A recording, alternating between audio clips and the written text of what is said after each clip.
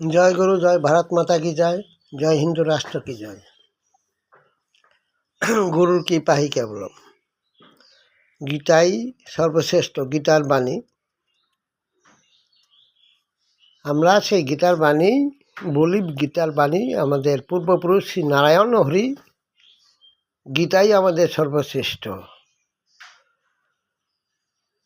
গীতাই আমাদের প্রাণ, গীতাই আমাদের মন, আর গীতাই সর্ব পৃথিবীকে গীতাই শাসন করে। গীতার যে বাণী আমাদের গোবিন্দের বাণী, গোবিন্দেই সর্বে সর্বা, গোবিন্দ যাহা করান তাই সঠিক। আমাদের শ্রীকৃষ্ণ যাহা করান, শ্রীরাম যাহা করান তাই সঠিক, সেটাই সত্য, আর সব মিথ্যা। তাই বাংলাদেশ তারেক ও সনাতন ধর্ম গ্রহণ করলো, ভারতের সঙ্গে সংযুক্ত হয়ে গেল। ভারত আবার টোটাল বাংলাদেশকে নিয়ে বাংলাদেশের আন্ডারে, বাংলাদেশ ভারতের আন্ডারে থাকলো, কারণ গীতার আন্ডারে। আমাদের যেরকম আব্দুল কালাম সনাতন ধর্ম নিয়ে লড়াই করেছিলেন ভারত রক্ষার জন্য, ভারত গীতা রক্ষার জন্য, গীতাকে রক্ষা করার জন্য, তদ্রূপ তারক শপথ বাক্য পাঠ করলো। ধন্যবাদ তারককে, উনি সনাতন ধর্ম গ্রহণ করাতে আমি খুব আনন্দিত এবং ওনাকে আমি শ্রদ্ধা করি।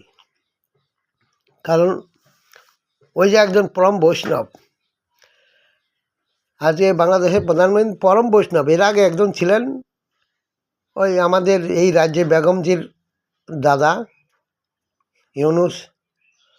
এই পশ্চিমবাংলায়ও দেখেন এই কয়েকদিনের মধ্যেই আমি যেটা বলেছি, আমার বাক্য যেটা দিয়েছে আমার প্রভু, আমার ভিতর থেকে যেটা দিয়েছে আমার গীতা, আমার প্রভু আমাদের গীতা চালু করলো নতুন করে আমাদের কার্তিক মহারাজ।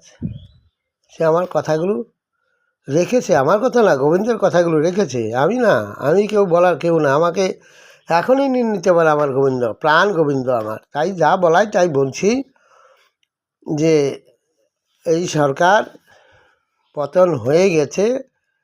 আপনারা ভাববেন না সাধুর কথা মিথ্যা হয় না, তাই আপনাদের কোনো চিন্তা নাই।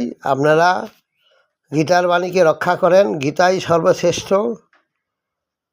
আপনারা বিশ্বাস অবশ্যই করবেন, কারণ তারও যে কাজটা করেছেন আব্দুল কালামের মতো সনাতন ধর্ম রক্ষার জন্য প্রতিশ্রুতি শপথ বাক্য পাঠ করেছেন আমাদের মাননীয় প্রধানমন্ত্রী নরেন্দ্র মোদী, উনিও শপথ বাক্য পাঠ করেছেন সেই গণতন্ত্রকে, যাকে সবাই বিশ্বাস করে। গণতন্ত্র মানে কৃষ্ণ নাম, গীতার বাণীগুলো রক্ষা করা।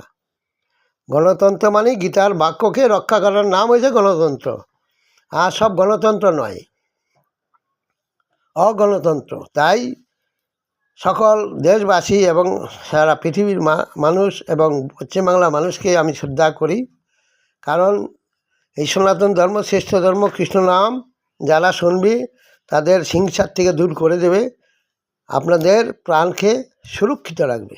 তাই আপনারা আসুন, কৃষ্ণ নাম করুন, হরিনাম করুন, আপনারা সুখে থাকবেন, ভালো থাকবেন, আপনার মঙ্গলের জন্য। আপনি যে ধর্মের লোকই হন না কেন, কৃষ্ণ নাম করলে আপনাকে শান্তি দেবে।